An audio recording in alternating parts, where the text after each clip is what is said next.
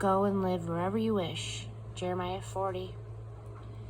God's message to Jeremiah after Nebuzaradan, captain of the bodyguard, set him free at Ramah.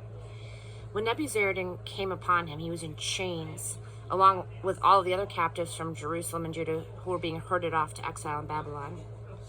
The captain of the bodyguard singled out Jeremiah and said to him, "Your God pronounced doom on this place." God came and did what he had warned he would do.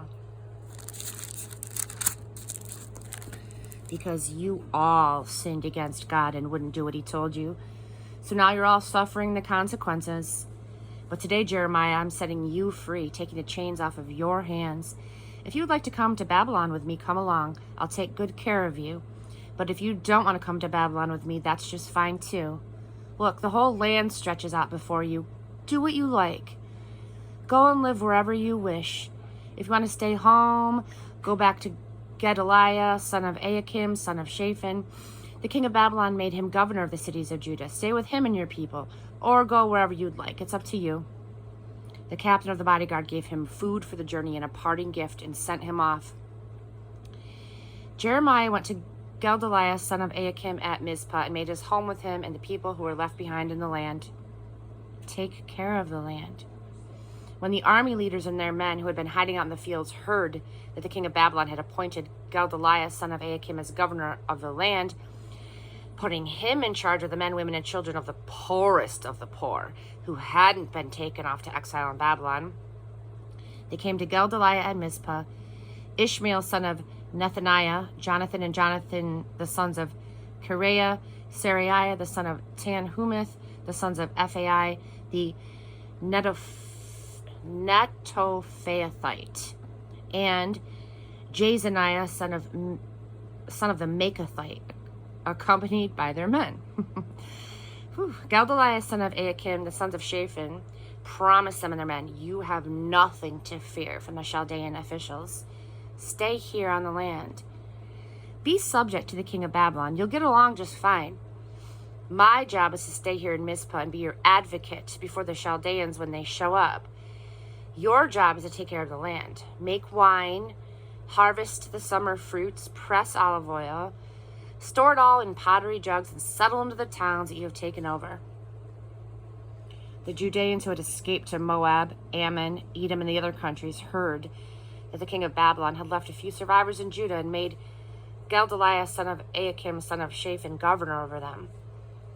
They all started coming back to Judah from all the places where they had been scattered. They came to Judah and to Gedaliah at Mizpah and went to work gathering in a huge supply of wine and summer fruits.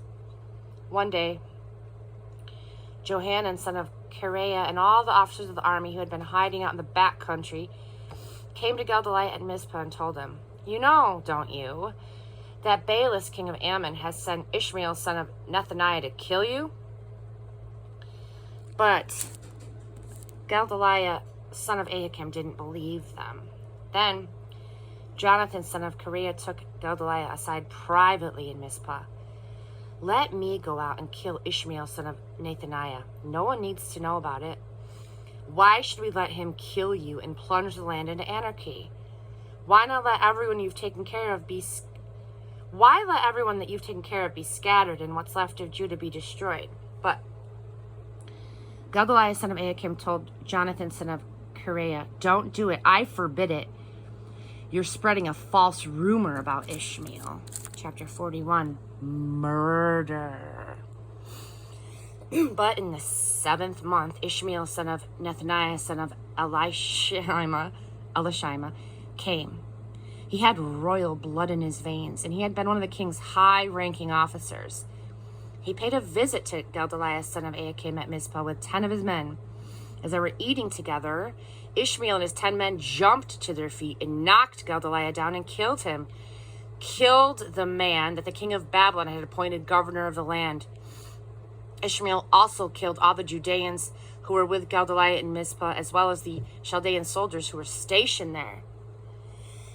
On the 2nd day after the murder of Gedaliah, no one yet knew of it, men arrived from Shechem, Shiloh, and Samaria, 80 of them, with their beards shaved, their clothing ripped, and gashes on their bodies. They were pilgrims carrying grain offerings and incense on their way to worship at the temple in Jerusalem. Ishmael, son of Nethaniah, went out from Mizpah to welcome them, weeping ostentatiously. When he greeted them, he invited them in. Come and meet Gedaliah, son of Ahikam. But as soon as they were inside the city, Ishmael, son of Nethaniah, and his henchmen slaughtered the pilgrims and dumped the bodies into a cistern. 10 of the men talked their way out of the massacre. They bargained with Ishmael. Don't kill us. We have a hidden store of wheat, barley, olive oil, and honey out in the fields. So he held back and didn't kill them with their fellow pilgrims. Ishmael's reason for dumping the bodies into a cistern was to cover up the earlier murder of Gedaliah. The cistern had been built by King Asa as a defense against Baasha, king of Israel. This was the cistern that Ishmael, son of Nethaniah, filled with the slaughtered men. Ishmael then took everyone else in Mizpah, including the king's daughters, entrusted to the care of Gedaliah, son of Ahikam, by Nebuzaradan, the captain of the bodyguard, as prisoners.